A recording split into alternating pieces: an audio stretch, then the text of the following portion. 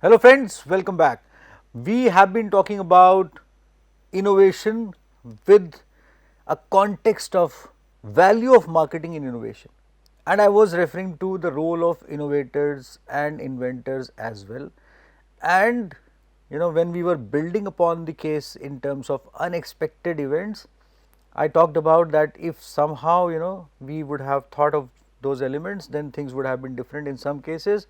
And then in few of the organizations, for example 3M, we got to know that who did what with what kind of a context, and we were building upon that story with that kind of a perspective. Now we are moving ahead in terms of sources of innovation primarily, and then principles of innovation with reference to marketing and role of marketing in innovations, or marketing of innovation, role of marketing in marketing of innovations. So, the second element which evolves after the preceding one in terms of unexpected events, the second element is incongruities. Innovation opportunities may arise from incongruity within the logic or rhythm of a process. And I am repeatedly trying to suggest here that somehow we should be continuously referring to, I ended my preceding section on somehow, but we should be continuously focusing upon the C's, the coincidences, and the elements of contradictions and connections by Gary Klein, because here we are focusing upon incongruities within the logic or rhythm of a process, incongruity between economic realities or incongruity between expectations and results. Great thinkers, they think alike. Here Drucker is thinking that way, there Gary Klein has contributed that way.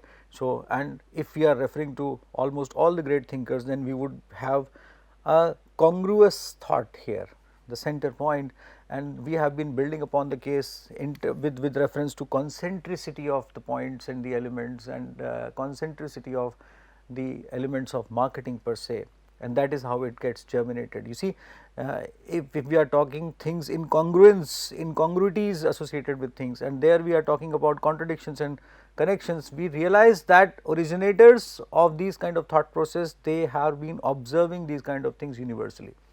And I told you last time as well that if we can talk about authors and their thought processes, why not theories and products and those kind of things.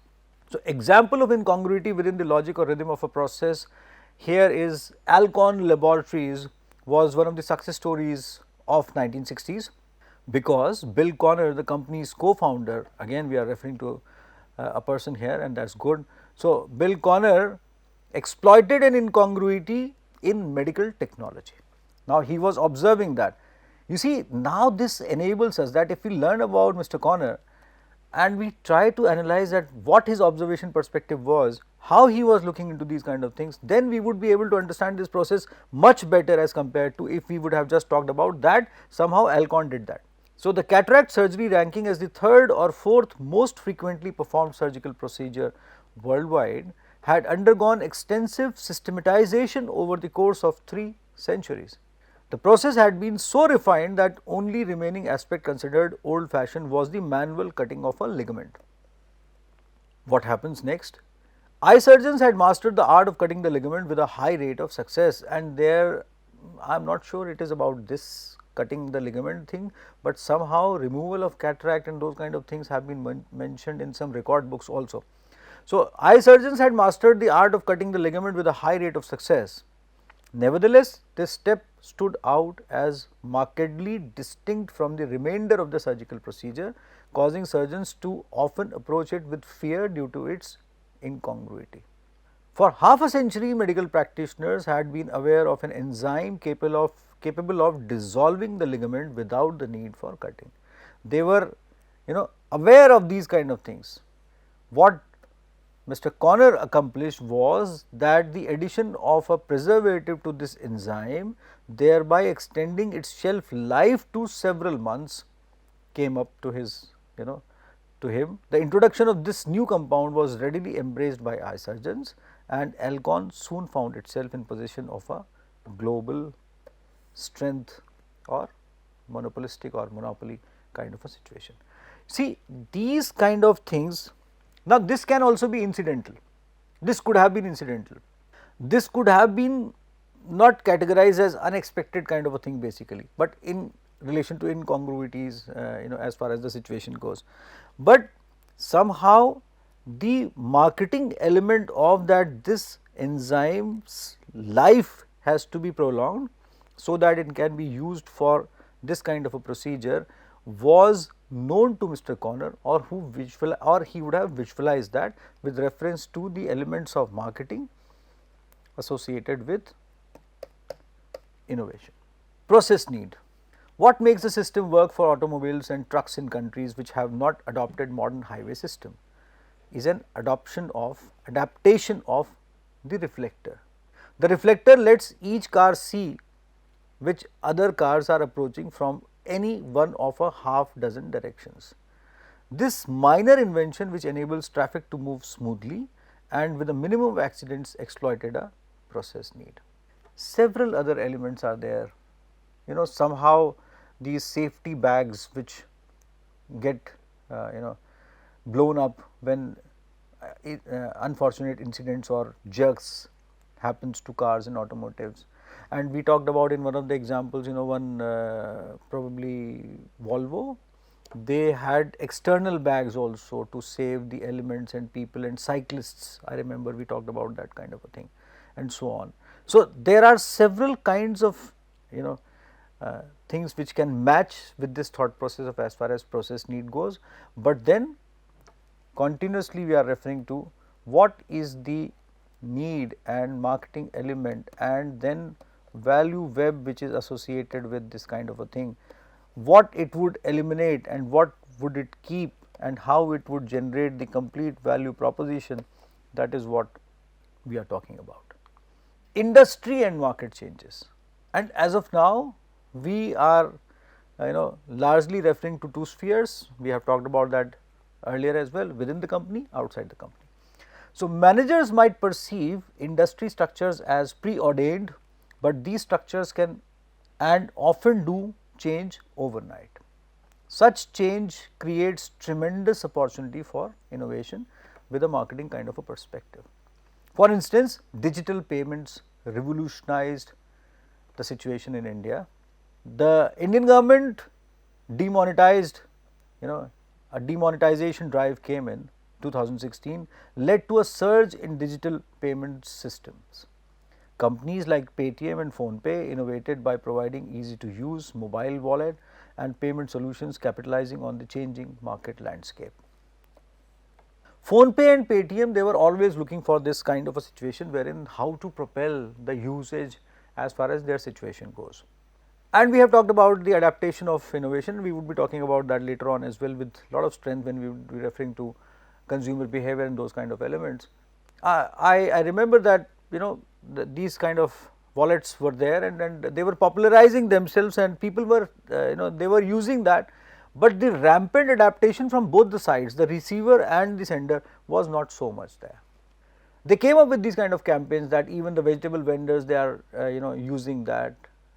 Every person at the ground level, they are using that. It's very simplistic to use that and so on. Google Pay also came in, and the exact change is not required. Those kind of campaigns, they also came in, but somehow people were resistant. The value of cash was always there. Recently, I was talking to my daughter and she was flying from Delhi to Lucknow, and I said that, are you carrying some money? She said, I have money in my wallet, this mobile wallet. I said, if your mobile gets switched off somehow. So she said, are you referring to some ancient times basically? I am not that ancient and I am a professor of marketing and strategy, but somehow I was talking like a father at that moment, and somehow she said, how can this go off suddenly basically? We have chargers all the time everywhere, even in the planes, on the seats as well. I said, yeah, that makes sense, lot of sense, and somehow your mobile falls and so on and this and that. She said, come on, basically it is a traceable device, it can be tracked immediately. Okay, that can also be, if it gets broken up. So she said, then what difference kind of it makes? It still would function in some some other form. I said, okay, yeah, so sort of. I did not have much of an answer in terms of as far as her queries go, and she had an answer to almost all my queries basically, and she was not carrying any cash, and she was flying from one destination to other without money.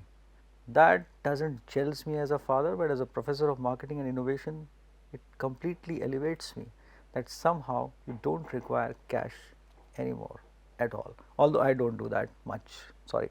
So, but again you see the point is that it is a victory of Paytm and Phone Pay and Google Pay and UPI for that matter, and you see it's a huge success. I commend the propounders of these kind of things basically. Somehow you today don't require anything as far as the situation goes, and this is one of the biggest industry changes. And when I said you have chargers everywhere, you have mobile trackers everywhere, you have this, that means the complete value web got evolved around as far as this mobile wallets or these kind of services go. You don't have any sort of a problem associated with this kind of a service, even if that element is not directly connected to this particular service. So, this cannot fail because of some other reasons. And if you equate this with the development of EVs in India, then might be the charging stations, the people who have to invest there as far as facilitation of those kind of things, and facilitating your journey with equal ease which you face in terms of contemporary vehicles from, and especially long distance journeys, that complete ecosystem value network or value web has not yet developed, and we are still pondering upon those kind of things. Then the life of the batteries and so on. So, you see different players, they have to develop this value web. In mobile wallets, the value web got developed almost simultaneously. Probably it was getting that way, or probably some intelligent person connected everything within the available web as such, and that is where marketing of innovation comes into play. So, further healthcare and telemedicine revolution is also a result of market and industry changes. COVID-19 pandemic accelerated the adoption of telemedicine and digital healthcare solutions. It was there always.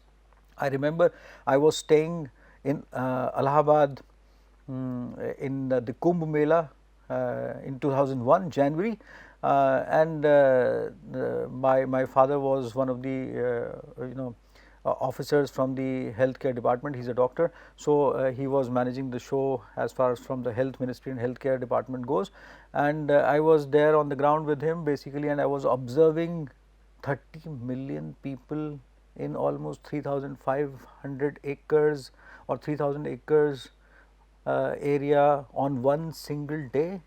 The largest congregation of people on this earth at one single small place since the formation of this earth, as simple as that.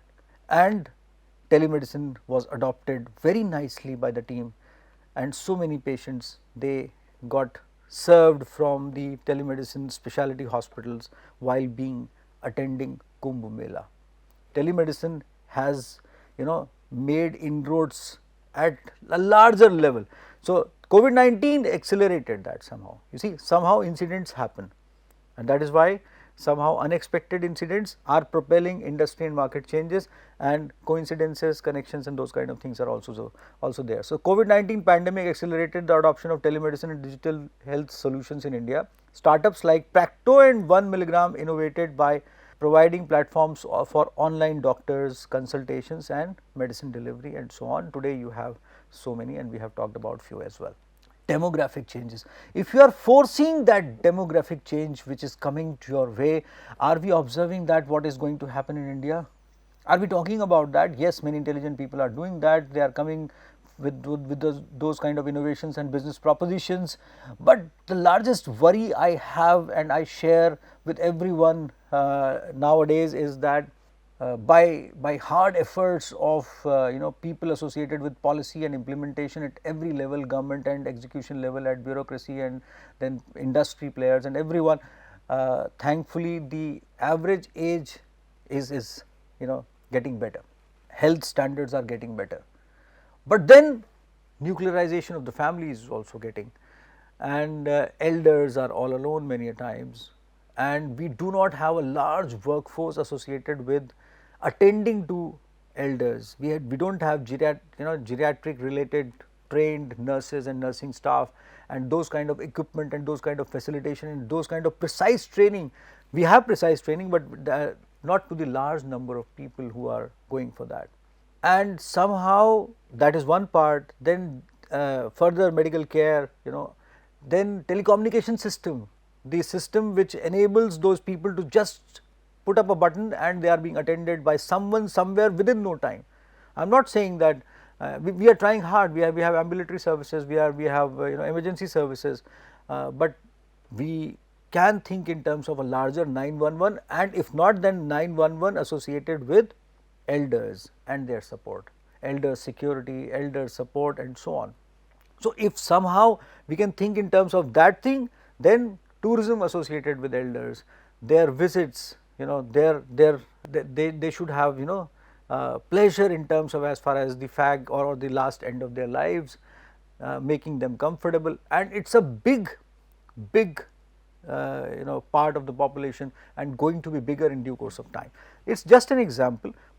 Statistics might support it, and I do not have accurate figures at this moment, but this is just a proposition. And similar thing we have seen in case of Japan, for example.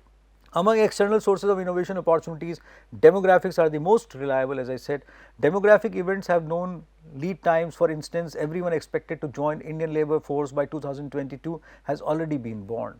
However, due to the frequent oversight of demographics, or I would not say as far as that it was neglected, but somehow we are so busy in propelling as far as the whole present situation goes. So, those who monitor and they can leverage the significant benefits, they can think about these kind of elements. For example, in Japan has taken the lead in robotics due to their astute consideration of demographics. In developed nations around the 1970s, it was widely recognized that a demographic shift was occurring, marked by a declining birth rate and an increasing number of young people pursuing education beyond high school. As a consequence, it was evident that the pool of individuals available for traditional blue collar manufacturing jobs would progressively diminish or decline and become insufficient probably by 1970, as Peter Drucker says. This awareness was widespread, but it was only the Japanese who took proactive measures in response. They were monitoring that. It was probably needed by them. Are we doing that? Even are we doing that in terms of as far as the state goes? In elections, we go for very systematic counting of the people wide, as far as the categorization thing goes. But industries, are they going for demographic monitoring? Are we doing that? Are strategists looking at that somehow? When randomly, I think India would be having a very large computer savvy, coding literate workforce at the age of retirement 2 decades from now. What would you do with that elderly knowledge workforce who are probably they wish to live their life happily at that moment?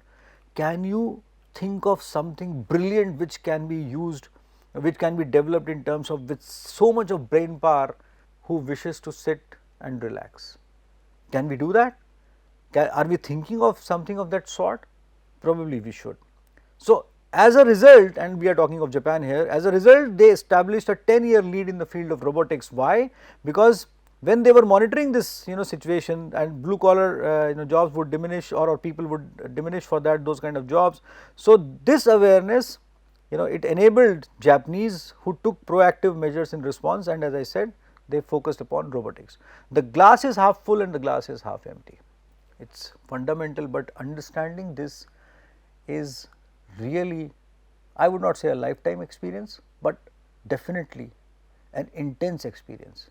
It is a very simple saying and a proverb, but when you put up this glass and look at this half full, imagine your life that to be a glass. It's complex, and we don't have scope to look into these kind of things at this moment, but I definitely request you to think of that somehow. What do you see? So, are the descriptions of the same phenomena but have vastly different meanings. Changing a manager's perception of a glass from half full to half empty opens up big innovation opportunity. So, empty can be an opportunity, full can be contentment. That contentment can capitalize upon the opportunity or won't let you capitalize upon the opportunity. That contentment can be optimism, that emptiness can be pessimism. It depends how you look upon this. As I said, it's a complete philosophy in itself. A change in perception does not alter facts, it changes their meaning though, and very quickly. In less than 2 years, the computer transitioned from being viewed as a potential menace and a tool exclusive to large corporations to a device that individuals purchase for the purpose of handling the income tax and so on. And Drucker is referring to the incidents, and we have talked about few of the companies which were talking of. This article was written in 2002. And then comes in new knowledge. Among history making innovations, those that are based on new knowledge, whether scientific, technical or social, rank high. Whether scientific, technical or social, based on new knowledge, they always rank high. These innovations are the celebrated pioneers of entrepreneurship. They capture the spotlight and attract substantial investment. Google, they typically represent what people refer to when discussing innovation, even though not all knowledge based innovations carry equal significance. Mail systems, search engines, YouTube, MS Office 365, one of my favorite examples. Knowledge based innovations can be temperamental, capricious and hard to direct. To become effective, innovation of this sort usually demands not one kind of knowledge but many. And look at this, this is a very good description what Peter Drucker has given, and several textbooks talk about these kind of description, and we know Charles Babbage is the father of computers, modern computing and then computers, sorry. So, the computer, for example, required no fewer than 6 separate strands of knowledge to be coming together. Binary arithmetic, Charles Babbage's conception of a calculating machine in the first half of the 19th century. The punch card invented by Herman Hollerith for the US census of 1890, the Audion tube, an electronic switch invented in 1906. Symbolic logic, which was developed between 1910 and 1913 by Bertrand Russell, and Russell is a wonderful author, has been a wonderful author, please read his books, and Alfred North Whitehead. And concepts of programming and feedback that came out of abortive attempts during World War I to develop effective anti-aircraft guns. Wars many times are, they give birth to several kinds of needs and then they become commercial realities at the end of the day, but this is a good element when 6 separate strands of knowledge came together. While all the requisite knowledge was accessible by 1918, it was not until 1946 that the first functional digital computer came into existence, but thankfully it came. Although at that particular moment we never analyzed that what kind of a hardware support we would be utilizing in terms of making it a completely different world, and then what we would be doing about that e-waste, hardware waste, and would it be extremely necessary to go for such kind of a fundamental exponential growth in terms of hardware goes.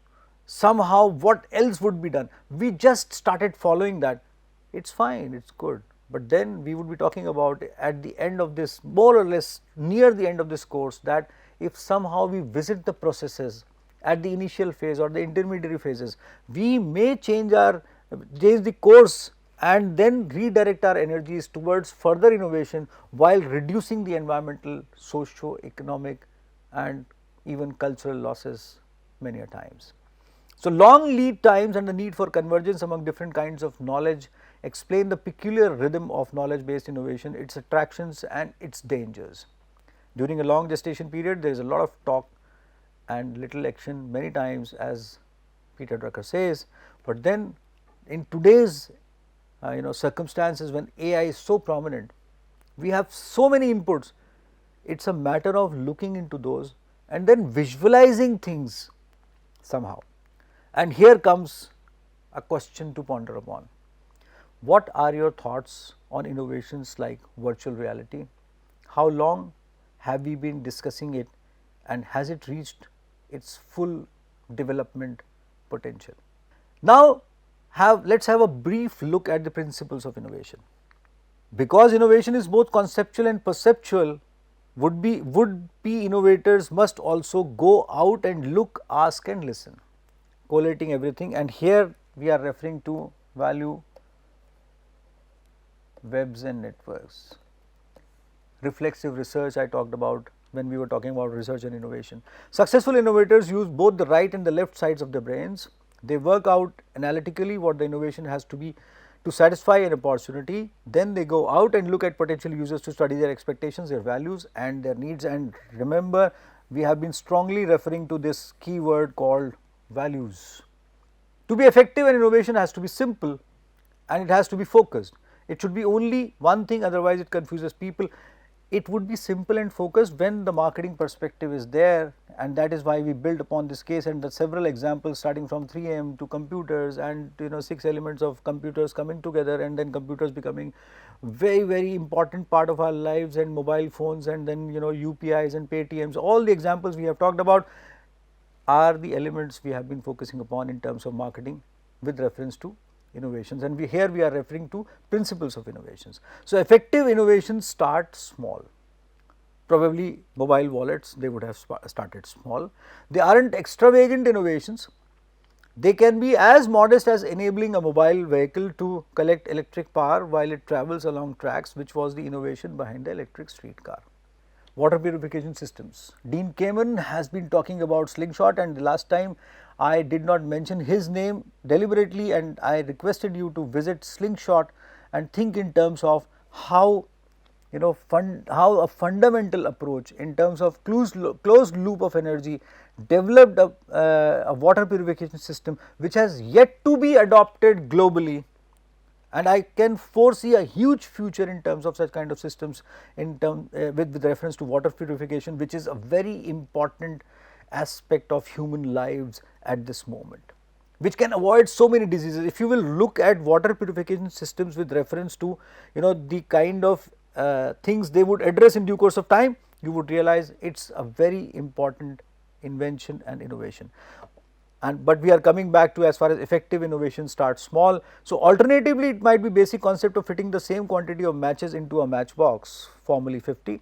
This simple idea facilitated the automatic packing of matchboxes and granted Sweden a global monopoly on matches for 50 years, and that might also have happened in terms of packing of the newspapers, or let us say printing of newspapers, and several other kinds of things in as far as those elements go. So, innovations, effective innovations start small. Above all, innovation is work rather than genius, as author says. It requires knowledge, it often requires ingenuity, and it requires focus. So, innovation requires knowledge, ingenuity, and above all focus. It is evident that some individuals possess greater innovation skills than others, but these talents tend to be specific to particular domains.